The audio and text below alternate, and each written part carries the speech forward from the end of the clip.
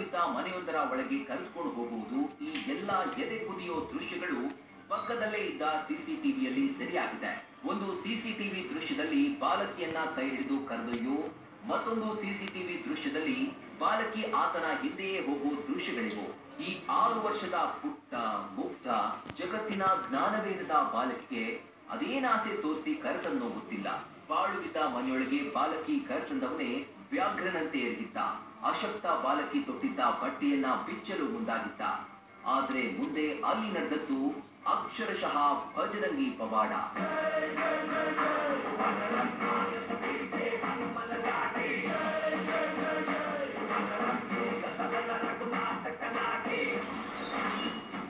ಬಾಲಕಿ ಮೇಲೆ ಕೈ ಹಾಕ್ತಾ ಇದ್ದಂತೆ ಕೋತಿ ಗ್ಯಾಂಗ್ ಅಟ್ಯಾಕ್. ಕೋತಿಗಳ ಮೇಲೆ ಆಹ್ವಾನಿಯಾಗಿತ್ತ ಭಜರಂಗಿಯ ಶಕ್ತಿ. ಕೋತಿಗಳು ಬರುವುದು ನಿಮಿಷ ತಡವಾಗಿದ್ರು ನಡೀತಾ ಇತ್ತು ನಡೀತಿತ್ತು ಘೋರ ಕೃತ್ಯವೊಂದು ಅಲ್ಲಿ ನಡೆದು ಹೋಗ್ತಾ ಇತ್ತು. ಅಕಸ್ಮಾತ್ ಕೋತಿಗಳ ಗ್ಯಾಂಗ್ ಅಲ್ಲಿಗೆ ಎಂಟ್ರಿ ಆಗದೆ ಹೋಗಿದ್ದಿದ್ರೆ ಅಲ್ಲಿ ನೀವೆಲ್ಲರೂ ತಲೆ ತಗ್ಗಿಸುವಂತ ಕೆಟ್ಟ ಘಟನೆಯೊಂದು ನಡೆದೇ ತಿರ್ತಾ ಇತ್ತು. ಯಾಕಂದ್ರೆ ಆ ರಾಕ್ಷಸ ಮುಗ್ಧ ಬಾಲಕಿಯನ್ನ ಪುಸಲಾಯಿಸಿ ಕರೆತಂದಿದ್ದೆ ಅದಕ್ಕೋಸ್ಕರ. ಬಟ್ ದೈವಶಕ್ತಿ ಅನ್ನೋದಿದೆಯಲ್ಲ, ಅದರ ಮುಂದೆ ಯಾವ ದುಷ್ಟ ಶಕ್ತಿಯ ಆಟ ನಡೆಯೋದಿಲ್ಲ. ಇಲ್ಲಿಯೂ ಅದೇ ಆಗಿತ್ತು. ಕಾಮುಕ ಬಾಲಕಿಯ ಬಟ್ಟೆ ಮೇಲೆ ಕೈ ಹಾಕಿ ಬಿಚ್ಚಿ ಅತ್ಯಾಚಾರಕ್ಕೆ ಯತ್ನಿಸಬೇಕು ಎಂಬಷ್ಟರಲ್ಲೇ ಕಡು ಕೋಪದಲ್ಲಿದ್ದ ಕೋತಿಗಳ ಗುಂಪು ಅಲ್ಲಿ ಪ್ರತ್ಯಕ್ಷವಾಗಿತ್ತು. ಆ ಕೋತಿಗಳ ರೋಷ ನೋಡ್ತಾ ಇದ್ದಂತೆ ಬೆಚ್ಚಿ ಬೆವರಿದ್ದ ಕಾಮುಕ.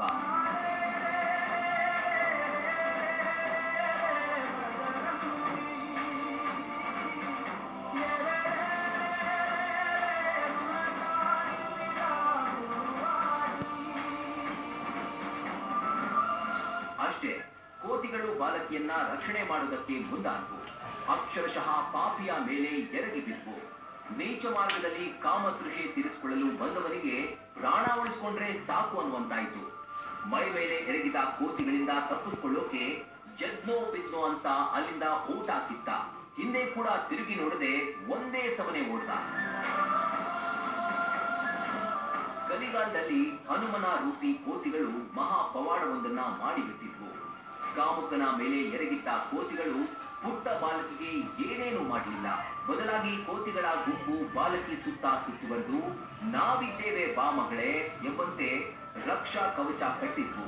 ಪ್ರಧಾನಿ ಅಧ್ಯಕ್ಷರುಗಳ ರಕ್ಷಣೆಗೆ ಕಮಾಂಡೋ ಸೆಕ್ಯೂರಿಟಿ ಟೀಮ್ ಸುತ್ತುವರೆದು ನಿಲ್ಲುವಂತೆಯೇ ಕೋತಿಗಳು ಬಾಲಕಿ ಸುತ್ತ ಸುತ್ತುವರಿಯತೊಡಗಿದ್ವು.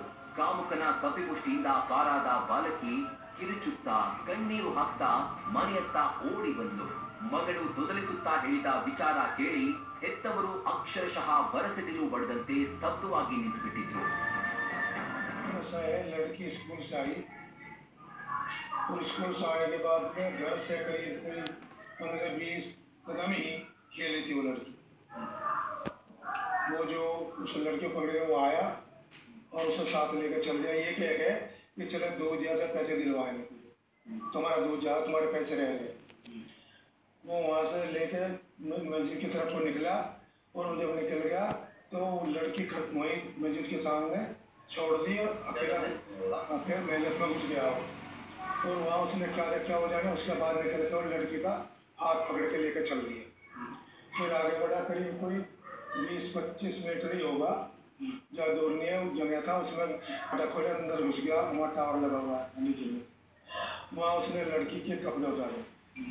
कपड़े उतारने के बाद में वो फिर क्या कर रहा था वो तो उसका काम करे. लेकिन एकदम बंदर आ गए और बंदर जैसे टूट के उसको पड़े खाली जगह में, तो वो तो छोड़ के कूद कर भाग गया. फिर लड़की जो थी उससे रोती हुई कपड़े वपड़े पहन के घर वापस आई और अपनी माँ की गोद में आके चिल्लाने लगी कि मेरे साथ ऐसा ऐसा हुआ. ಆ ಕ್ಷಣದಲ್ಲಿ ಹೆತ್ತವರ ಕಣ್ಮುಂದೆ ಅಪ್ಪಳಿಸಿತು ಒಂದೇ ಚಿತ್ರ. ಅಂಜನಿ ಪುತ್ರ ಹನುಮಂತ.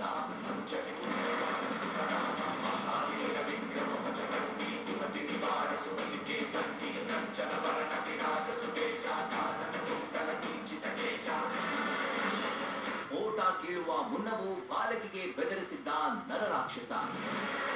ಕೊಲ್ತೀನಿ, ಮುಗಿಸ್ತೀನಿ. ಜಸ್ಟ್ 6 ವರ್ಷದ ಮುಗ್ಧ ಜಗವರಿಯದ ಬಾಲಕಿಗೆ ಈ ಪದಗಳೆಲ್ಲ ಹೇಗ್ ತಾನೇ ಅರ್ಥವಾಗಬೇಕು?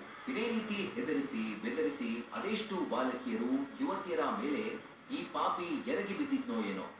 ಕೋತಿಗಳಿಂದ ರಕ್ಷಿಸಿಕೊಳ್ಳೋಕೆ ಓಡ್ಚಾರ ಕೇಳಿ ಆಘಾತಗೊಂಡಿದ್ದ ತಂದೆ ತಾಯಿ ಸ್ವಲ್ಪ ಹೊತ್ತಿನ ಬಳಿಕ ಪೊಲೀಸ್ ಠಾಣೆಯತ್ತ ಹೆಜ್ಜೆ ಹಾಕ್ತಾರೆ. ಮಗಳನ್ನ ಪೊಲೀಸರ ಮುಂದೆ ಕೂರಿಸಿ ನಡೆದಿದ್ದೆಲ್ಲವನ್ನು ಹೇಳಿಕೆ ಕೊಡಿಸ್ತಾರೆ. 6 ವರ್ಷದ ಪುಟ್ಟ ಬಾಲಕಿ ಹೇಳೋದನ್ನ ಕೇಳಿ ಪೊಲೀಸರು ಕೂಡ ದಂಗಾಗ್ತಾರೆ. ಆ ಕ್ಷಣದಲ್ಲಿ ಪೊಲೀಸರ ಬಾಯಲ್ಲೂ ಜೈ ಹನುಮಾನ್ ಘೋಷಣೆ ಒಳಗಿದ್ರು ಅಚ್ಚರಿ ಪಡಬೇಕಿಲ್ಲ.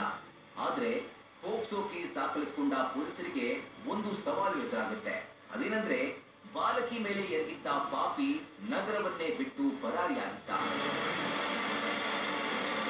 ಅಲ್ಲದೆ ಈ ಕಾಮುಕ ಪುಟ್ಟ ಬಾಲಕಿಯನ್ನ ಕರೆತಂದು ಅತ್ಯಾಚಾರಕ್ಕೆ ಮುಂದಾಗಿದ್ದ ಜಾಗದ ಸುತ್ತಲ ಸಿಸಿಟಿವಿಗಳನ್ನು ಪರಿಶೀಲನೆ ನಡೆಸ್ತಾರೆ. ಆ ಪೈಕಿ ಸಿಕ್ಕ ಸ್ಫೋಟಕ ಸಿಸಿಟಿವಿ ದೃಶ್ಯವೇ ನೀವಿಲ್ಲಿ ನೋಡ್ತಿರೋದು.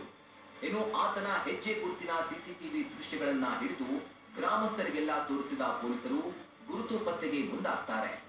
ಬಟ್ ಆ ರಾಕ್ಷಸನ